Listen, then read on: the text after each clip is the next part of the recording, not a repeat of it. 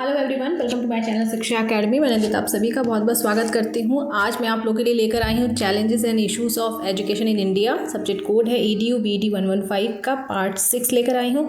इसके पहले पार्ट 5 तक वीडियोस डिस्कस कर दिया है मैंने चैनल पे, उसको आपने नहीं देखा है तो डिस्क्रिप्शन में इंपॉर्टेंट वीडियोज़ का प्लेलिस्ट है और साथ में इस वीडियो की भी प्लेलिस्ट है। ठीक है, सेमेस्टर 4 के सारे वीडियोज़ को मैं एक जगह प्लेलिस्ट बना के डाल दे रही हूँ। कोशिश करिए कि एक भी वीडियो मिस ना हो पाए क्योंकि कम वीडियोज़ हैं, but they each video is very informative and very important. ठीक है, क्योंकि मैंने सिर्फ MCQs के साथ कुछ कॉन्सेप्ट्स को भी डिस्कस किया है, कुछ नोट्स बनाए हैं, उसको भी आपको बताया है, तो इस पॉइंट ऑफ व्यू से वीडियोज़ आपके लिए इंपॉर्टेंट है। ठीक है, चलिए बिना कुछ देर के इस वीडियो को शुरू करते हैं। एज़ यूजुअल कॉपी पेन लेकर बैठ जाइए और please hit the like button and share the video. Start करते हैं। इस सीरीज़ में क्वेश्चन नंबर 10 तक हमने डिस्कस कर दिया था। आज हम क्वेश्चन 11 से डिस्कस करेंगे। ठीक है, स्क्रीन पे आप देख सकते हैं स्वामी विवेकानंद स्कॉलरशिप योजना या सुकन्या समृद्धि योजना किसने शुरू की, हु स्टार्टेड। तो जैसा कि मैंने पिछले वीडियो में बताया था, जो स्वामी विवेकानंद स्कॉलरशिप योजना है वो आपकी वेस्ट बंगाल के द्वारा इनिशिएट की गई थी। ठीक है, और जो वेस्ट बंगाल के रहने वाले लोग हैं, रहने वाली जो बालिकाएं, उनके लिए है 2016 में लॉन्च की गई थी। ठीक है, तो यहाँ पे इस क्वेश्चन को आप एडिट कर लीजिए। ठीक है, तो हम एक नया क्वेश्चन बनाते हैं। ऐड कर दिया गया था बट मैंने बाद में जब इसको सर्च किया तो मैंने पाया कि ये स्पेसिफिकली वेस्ट बंगाल की है। तो अगर क्वेश्चन है सुकन्या समृद्धि योजना किसने शुरू की थी, तो यहाँ पे option number A is right, Narendra Modi ji. ठीक है,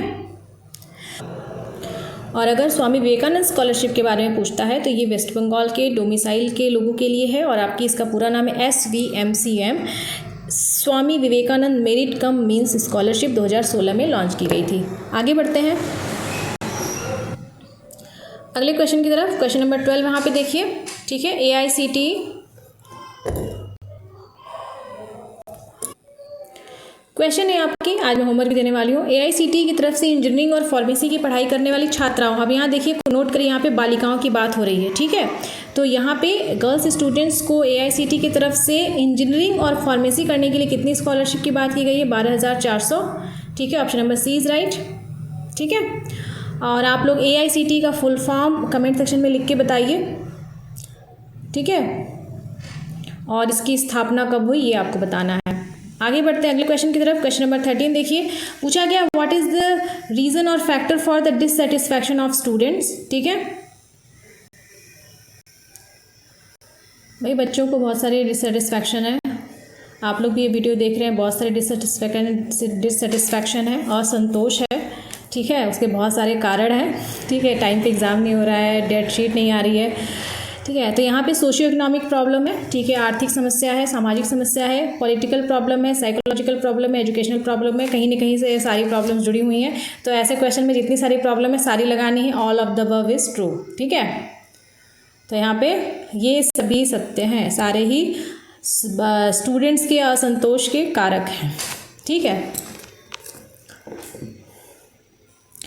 आगे बढ़ते हैं। वैल्यू शब्द की उत्पत्ति किस शब्द से हुई है? ठीक है, बताइए भाई। तो सबसे पहला क्वेश्चन, वैल्यू शब्द की उत्पत्ति कहाँ से हुई है, तो ऑप्शन दे सकता है लैटिन, फ्रेंच, जर्मन, ब्रिटिश, तो आप लैटिन लगाएंगे।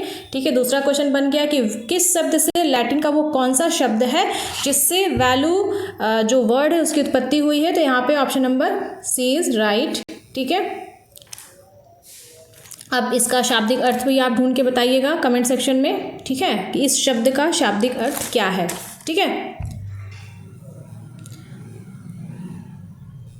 देखिए अक्सर मैं कई बार आप लोग को बोलती हूँ ना कि जैसे आप लोग खुद से मतलब प्रयास करिए, खुद से करिए, सर्च करिए, तो कई लोगों को लगता होगा कि मैम को तो मतलब सब कुछ इसमें इंक्लूड कर देना चाहिए। तो यहाँ पे मैं आपको एक चीज़ ये बताना चाहती हूँ, जब भी आप एक्स्ट्रा काम करते हैं, एक्स्ट्रा मेहनत करते हैं, एक्स्ट्रा सर्च करते हैं, तो आप ज़्यादा इन्फॉर्मेशन पढ़ते हैं, उसमें से फिर फिल्टर्ड होके वो इन्फॉर्मेशन आपको रिटेन रहती है।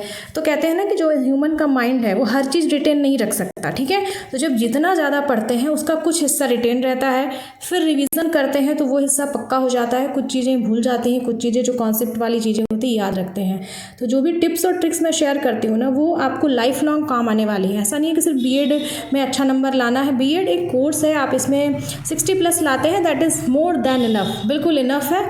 ठीक है, मेन है आपका जो आगे कंपटीशन है उसमें बीट करना है। जैसे मैं अगर अपनी बात करूँ तो फैक्चुअल जहाँ क्वेश्चंस होते हैं वहाँ ऐसा हो जाता है, कभी कोई ईयर पूछ लिया तो फिर मैं बहुत कंफ्यूज जाती हूँ। मतलब अभी भी इंपॉर्टेंट कमीशंस वो सब तो इंपॉर्टेंट याद है, बट कई बार ऐसे फैक्चुअल क्वेश्चंस होते हैं जो लगता है कि कैसे इसको याद करें। तो ये है कि धीरे धीरे जब आप प्रैक्टिस करते हैं तो आप रिलेट करके याद रखना आप सीख जाते हैं। ठीक है, आगे बढ़ते हैं। क्वेश्चन नंबर यहाँ पे 15 देखिए। क्वेश्चन नंबर 15 एक कथन है जो कि वैल्यू से रिलेटेड है। Value is that which satisfied human wants. ठीक है, मूल्य वह है जो मानव की इच्छाओं की तुष्टि करे। ठीक है, तो इसका सही आंसर है अर्बन। ठीक है, आगे बढ़ते हैं। अगला क्वेश्चन देखिए, यहाँ पे पूछा गया है कि which values should be taught under value education. ठीक है, तो यहाँ पे सारी तरह की वैल्यू होंगी। यहाँ पे ऑप्शन नंबर ये सभी वैल्यूज़ होंगे जो आपको अगर वैल्यू एजुकेशन की बात करें, मूल्य शिक्षा की बात करें, तो उसमें आपको हर तरह के वैल्यू एजुकेशन आपको सिखाना चाहिए। ठीक है, आपके भारतीय मूल्य, धार्मिक मूल्य, मानवीय मूल्य, नैतिक मूल्य, गांधीवादी, सार्वभौमिक जो यूनिवर्सल वैल्यूज़ हैं वो सारी चीज़ें आपको यहाँ पे सिखानी चाहिए। ठीक है, आगे बढ़ते हैं। क्वेश्चन नंबर 17 यहाँ देखिए। एनसीईआरटी ने स्कूली शिक्षा के लिए 5 मूल्य तैयार किया। वे 5 मूल्य कौन कौन से हैं? ठीक है,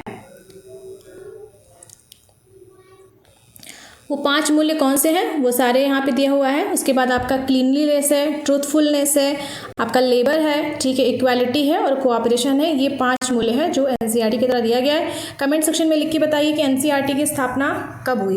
ठीक है, इंपॉर्टेंट है। और एनसीईआरटी का फुल फॉर्म, इसी तरह के क्वेश्चंस आप लोग को आते हैं, मतलब आते हैं एग्जाम में। क्वेश्चन नंबर 18 यहाँ पे देखिए, एक कथन दिया हुआ है।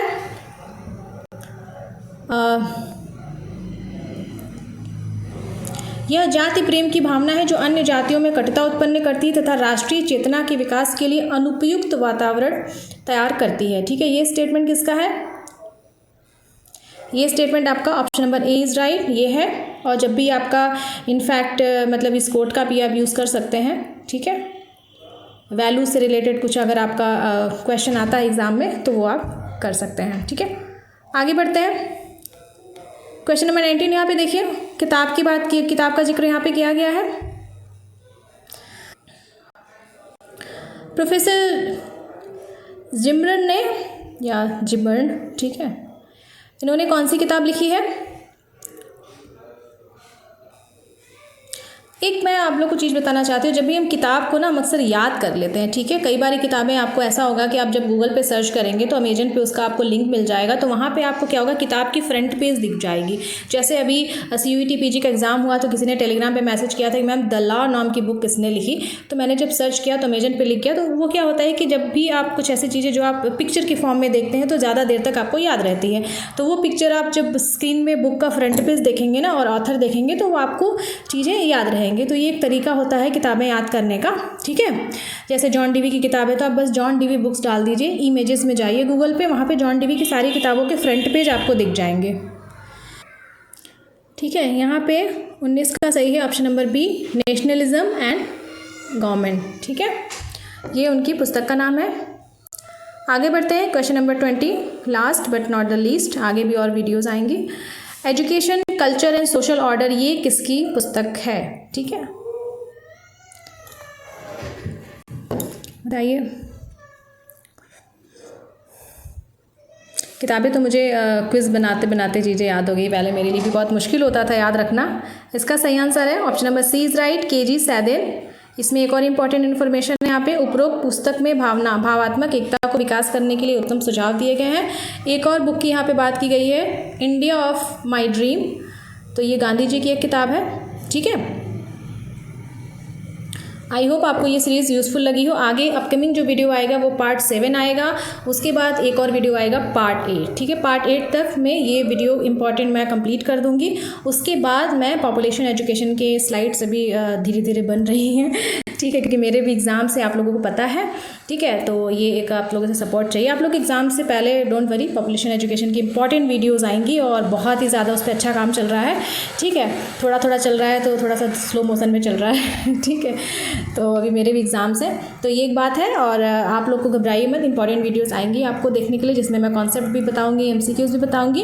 और अच्छे से पढ़ाई करिए, अच्छी चीज़ों से पढ़िए, अच्छी अच्छी किताबें पढ़िए, क्योंकि किताबों में ही पैसा लगाना सबसे ज़्यादा मुझे लगता है कि वर्थ होता है, क्योंकि वो किताबें आपके पास हमेशा रहती हैं। और वीडियोज़ का आप यूट्यूब का भी हेल्प ले सकते हैं, सिलेक्टिव हेल्प ले सकते हैं। ऐसा नहीं है कि सिर्फ वीडियोज़ के भरोसे रहना है। मैं ये मतलब जनरल बात कर रही हूँ, इसमें मेरे भी वीडियोज़ शामिल हैं या पूरे यूट्यूब शामिल है, मतलब फ़ोन शामिल है, जहाँ भी आपको कहीं से मटेरियल मिल रहा है। Always prefer book. कुछ लोग PDF से पढ़ लेते हैं, मतलब किंडल वगैरह उनके पास है, तो आपको इंपॉर्टेंट चीज़ें टेलीग्राम पे मिल जाएंगी। टेलीग्राम के फाइल सेक्शन में जाइए, मैंने खुद बहुत सारी इंपॉर्टेंट फाइल्स वहाँ पे अपलोड की हैं। मैंने उन फाइल्स को ब्रैकेट में थोड़ा सेग्रीगेट करने के लिए पूर्ण जानकारी हिंदी में लिख दिया है। वो सारे PDFs बहुत ज़्यादा इंपॉर्टेंट है, ठीक है। और हिंदी माध्यम की चीज़ें थोड़ी सी कम अवेलेबल रहती हैं, तो जो हिंदी माध्यम के छात्र मेरे वीडियो को देख रहे हैं उनसे मेरी ये सलाह है कि आप या तो वहाँ से पैराग्राफ को गूगल लेंस की सहायता से कॉपी करके ट्रांसलेट करके पढ़ें, या आप टॉपिक को हिंदी में सर्च करके भी हिंदी में PDFs आप सर्च कर सकते हैं, ठीक है। और या बेसिक इंग्लिश आप लोग भी मतलब कोशिश कर सकते हैं कि बेसिक इंग्लिश अंडरस्टैंड करने की। Same goes with the English medium students also, मतलब उनको भी हिंदी की जानकारी रखना बहुत ही ज़्यादा आवश्यक है, ठीक है। So it is important for both medium of students, whether you are from Hindi medium, whether you are from English medium.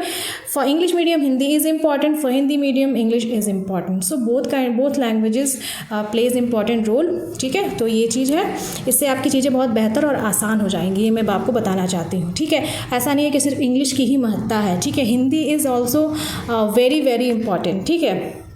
तो ये कुछ चीज़ें हो गई, और मिलते हैं फिर नेक्स्ट वीडियो में। प्लीज़ वीडियो अच्छा लगा हो तो अपने जेन्युइन कमेंट ज़रूर पोस्ट करिए, ठीक है। और जो होमवर्क दिया है उसको कमेंट में करके बताना है, ठीक है। I'm going to check it and like it, ठीक है।